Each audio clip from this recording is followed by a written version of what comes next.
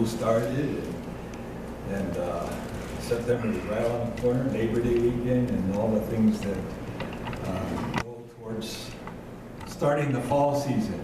How we doing? You guys ready for fall? No. And the colors start changing, you know, and then it turns into black and white. But the thing is that, you know, I don't know if you have noticed, but the theme that the praise team has chosen for today is on serving. And serving is something that I think sometimes can be misunderstood by a lot of people. Because I think it depends on our focus, right? If we're focused on ourselves, what is it? We want people to serve us, right? I mean, how many of you like enjoy being served? Huh? We all do, right? I mean, we go to a restaurant and we want to be served properly. We want the waitress or the waiter to just go out of their way to serve us. Well, not bother us, you know, like some, you know, they're every 3 minutes and say, do you need something, you know. There can be out of balance there. But the thing is that we have to understand this thing about serving. And when I think about how important it is, this word serving, I think about Jesus. I mean, you can't help but think about Jesus and his example for us. In Mark 10, it says, James and John, the two sons of Zebedee, came up to Jesus saying, Teacher, we want you to do for us whatever we ask of you. Now, when I read that, you know, I had to kind of read it over. I mean, I've read this many times before, and I know you have too. Read this, that these two disciples, these brothers, are asking Jesus and saying, you know, we want you to do whatever we ask. I mean, what is that all about? You know? Like, how dare you tell God to do what I want? But how many times do we tend to do that? How many of you have caught yourself telling God what to do or how it should be done, huh? Yeah. And that's not the way it works, right? But here it is, two brothers, Jesus' disciples are saying, you know, do whatever we ask of you. In other words, I'm king and you do what I say. It's sort of the attitude that I see here. And he said to them, what do you want me to do for you? And they said to him, grant that we may sit one on your right and one on your left in your glory. Now, I don't know, you know, what's going through their mind as far as where, you know, this place that they want to sit on the right and the left. And I kind of imagine that the Jewish people there, you know, they thought that the Messiah was going to come and establish an earthly kingdom. And so that they would have all these people serving them, you know, hand and foot. Oh, I want a steak. Okay, go get it. You know, I want, you know, rhubarb pie, whatever it is, you know. And that's the concept that I see here is that the disciples just don't get it, right? They just don't understand that Jesus' kingdom is not an earthly one, and it's not even a question they should be asking, right? Do you see some pride here? Huh? That, you know, we want to be rulers and over the Roman people. We want to be in charge. They said to him, grant that we may sit on your right and your left and in your glory. But Jesus said to them, you do not know what you're asking. Are you able to drink the cup that I drink? Or to be baptized with the baptism which I am baptized? And of course, they had to answer, and they kind of answered off the cuff. They said to him, we are able. And Jesus said to them, the cup that I drink, you shall drink.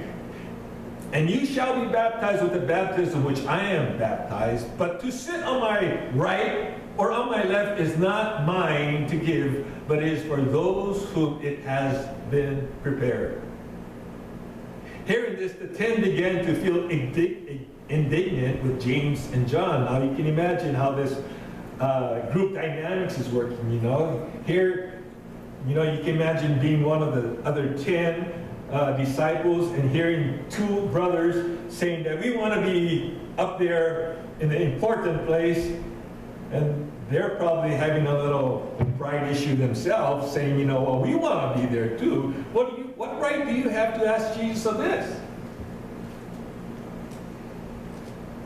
And calling them to himself, Jesus said to them, you know that those who are recognized as rulers of the Gentiles lord it over them, and their great men exercise authority over them. But it is not this way among you, but whoever wishes to become great among you shall be your servant. And whoever wishes to be first among you shall be slave of some. All. Is that what it says? All. All. And what does the word all mean? All. All. We must be slaves of all.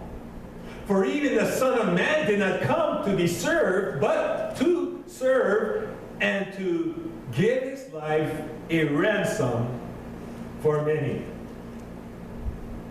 You see, if Jesus is this great King of Kings and Lord of Lords, and he came to serve, if we want to be great in God's kingdom, we got to do what the great person does, right? And you know, one thing is that we all remember the Last Supper, where Jesus gives an example of what it is to be a servant, right? It says, now before the feast of the Passover, Jesus, knowing that his hour had come, that he would be part of this world, to the Father, having loved his own who were in the world, he loved them to the end. And during supper, the devil, having already put into the heart of Judas Iscariot, the son of Simon, to betray him, Jesus, knowing that the Father had given all things into his hands, and that he had come forth from God and was going back to God, got up from supper and laid aside his garments, and taking a towel, girded himself, and he poured water into the basin and began to wash the disciples' feet and to wipe them with the towel with which he was girded. Now, you know, this is something that was a custom, that somebody would do this, and that somebody was the servant. And apparently they didn't have a servant that did that for the guests of the supper. You know, it would have been great if one of the disciples had said, you know what, somebody needs to do this. And the reason, of course, is, you know, there was no Lamborghinis and Porsches, right, to drive around. I mean, there were cars, right? And they had sandals, and they would walk the dusty, dirty roads, and they'd come in and needed their feet washed. But nobody volunteered. But Jesus, the King of Kings and the Lord of Lords, got himself ready to, and then began to wash his disciples' feet. So he came to Simon Peter, and he said to him, Lord, do you wash my feet? And Jesus answered and said to him, what I do, you do not realize now, but you will understand hereafter. And Peter said to him, never shall you wash my feet. Can you see what was going through Peter's mind? Is that, you know, boy, here's God. Here's the King of Kings and the Lord of Lords, and he's going to wash my feet? No way! I should be doing this. Why didn't he think about it beforehand? Can you see what's going through his mind? It's a pride issue. And what does Jesus say? Simon,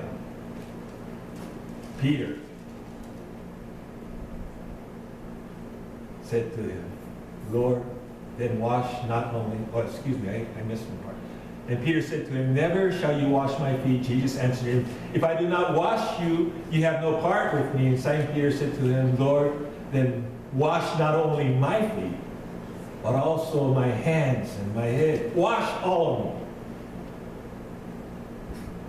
You see, Peter was either all in or not at all. And if Jesus was going to wash his feet, just say, take care of me. I need to do what I need to do to be in right relationship with you. So how does Jesus respond? He says, he who bathes needs only to wash his feet, but is completely clean. And you are clean, but not all of you, for he knew the one who was betraying him. For this reason he said, not all of you are clean. So when he washed their feet and taken his garments and reclined at the table, he said to them, do you know what I have done to you? You call me teacher and Lord. And you are right, for I am. If then the Lord and the teacher washes your feet, you ought to wash one another's feet.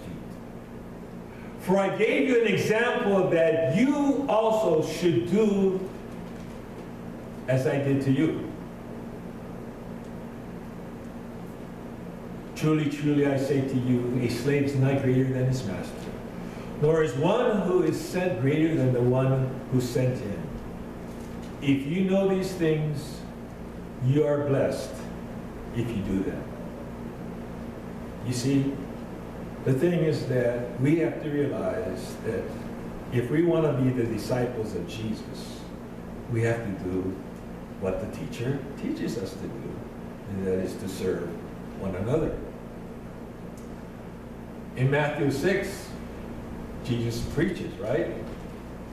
And he says, do not store up yourselves treasures on earth, where moth and rust destroy and where thieves break in and steal. Now when I think about the things that we have on this earth, and even if you think that you are not rich, really here, especially in America, we are all rich. In fact, here in our own town, do you know the reason why there's a lot of storage units around town? Huh? It's because people have to put their stuff, and they pay a rent on this stuff, and probably with all the rent that they paid, it's not even worth what they have stored. And to me, it doesn't make sense. You know, some people have some nice things in there, but you know, why all the stuff that we have? And Jesus says, do not store stuff here on earth. And when I do counseling with people, you know, I say to them, you know, don't worry about the earthly things. Have faith in God. That if you will just let it go, God is going to take care of you. Like the song we sing, right? Seek ye first. What? The kingdom of God. First of all, number one, right? Honoring God. Honoring Him with what? Our righteousness in our lives. The way we live our lives daily. Seek ye first the kingdom of God and His righteousness in our lives. And then what's going to happen? All these things will be added unto you. If you have faith and trust in God, He's going to take care of all your needs. My God shall supply some of your needs according to His riches in glory. All. And what does all mean? All. You see how it works? If we will just have faith and trust in God, He's going to take care of us. Now, that doesn't mean you're going to get all those fancy things that you desire, but your needs He will take care of. And you will never go in want. He says, store up yourselves treasures in heaven where neither moth or rust destroy and where thieves do not break in or steal. For where your treasure is, there your heart will be also. The eye is a lamp of the body, and if your eye is clear, then your whole body will be full of light. But if your eye is bad, your whole body will be full of darkness. And if then the light is in you is darkness, how great is that darkness? No one can serve two masters. For either he will hate the one and love the other, or he will be devoted to the one and despise the other. You cannot serve God and wealth.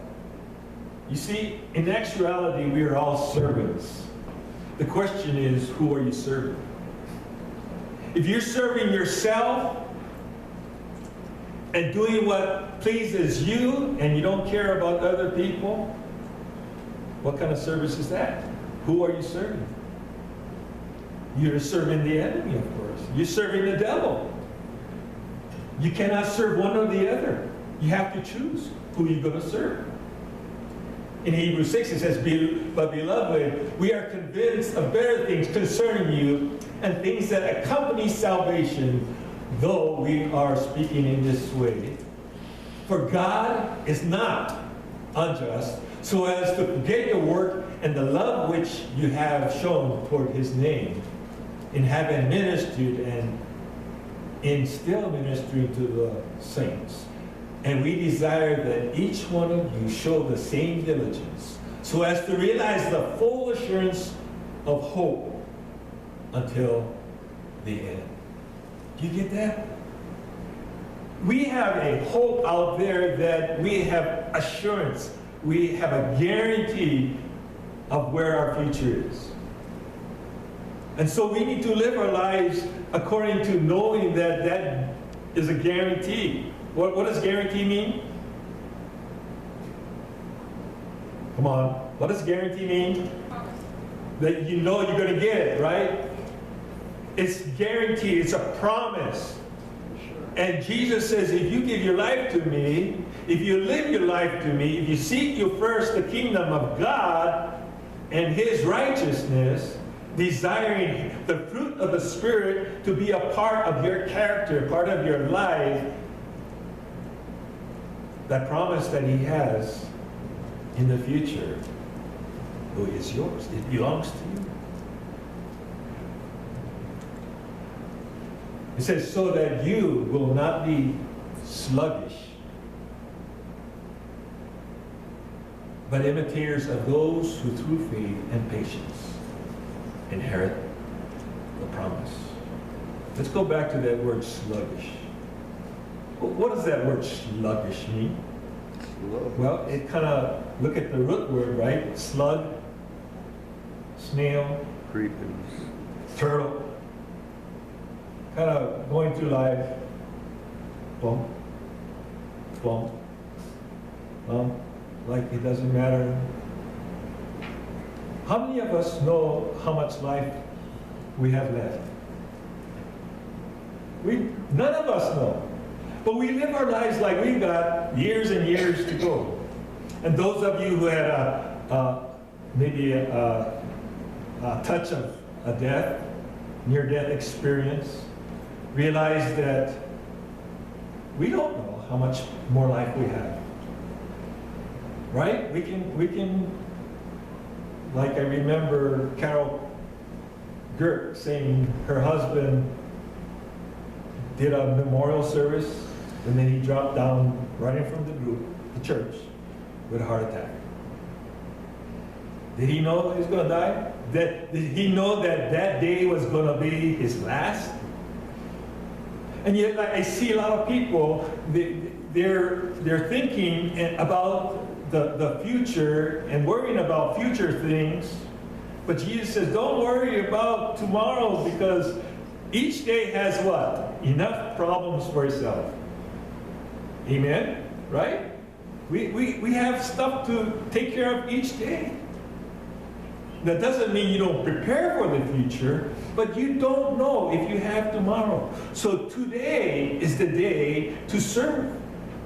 Just like Jesus did every day in his life on this earth, is he served. The end of all things is near. Now this is way back 2,000 years ago, somewhat, right? That Peter's writing. The end is near. Therefore, be of sound judgment and sober spirit for the purpose of prayer. Above all, keep fervent in your love for one another, because love covers a multitude of sins. Be hospitable to one another without complaint. That's being hospitable is sort of easy for some of us, you know, helping other people.